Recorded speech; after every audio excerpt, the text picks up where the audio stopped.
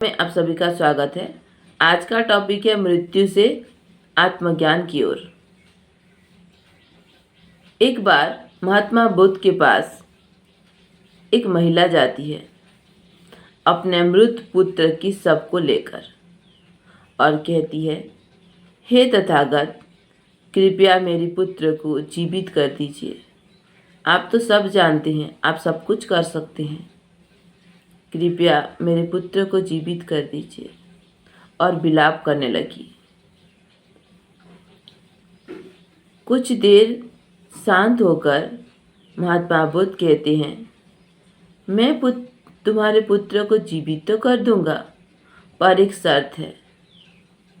तो वो महिला कहती है, क्या? मैं वो कर लूँगी। तो महात्मा बुद्ध कहते हैं कि पास के गांव में जाकर एक मुट्ठी तिल लेकर आना, उस घर से जिस घर में किसी की मृत्यु ना हुई हो। पूछना उस घर में, और जहाँ पे किसी की भी मृत्यु ना हुई हो उस घर से वो तिल एक मुट्ठी तिल लेकर आना। और वो चली जाती है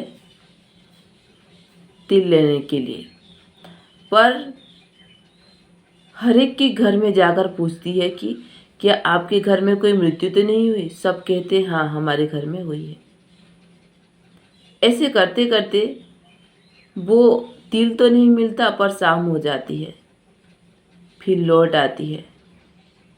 वो महिला लौटकर आने लगती है और रास्ते में ही सोचने लगती है कि इसका तात्पर्य यह है, खुद को बोलती है कि इसका तात्पर्य तो यह है कि जो जन्मता है वह मृत्यु को सुनिश्चित ही पाता है। इसमें कोई अचंभित होने की बात ही नहीं है या दुखी होने की बात ही नहीं है। सबके जीवन में ऐसा आता है।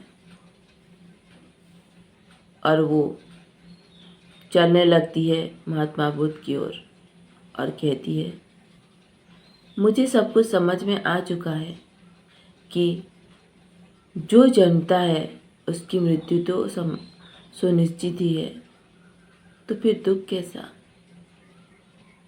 मैं आत्मज्ञान की ओर बढ़ने के लिए तैयार हूँ। और वो उसी क्षण उस मोह से मुक्त हो जाती है। वास्तव में मोह क्या है?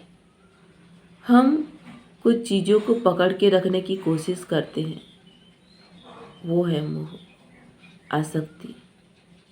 हम छोड़ना नहीं चाहते, और वो जब छूट जाता है तो हम रोने लगते हैं। यही तो आसक्ति है ना। और इससे मुक्त होना है तो सत्यता को समझना होगा, जानना होगा और मानना होगा, स्वीकार करना होगा। तभी हम आत्मज्ञान की ओर बढ़ सकते हैं।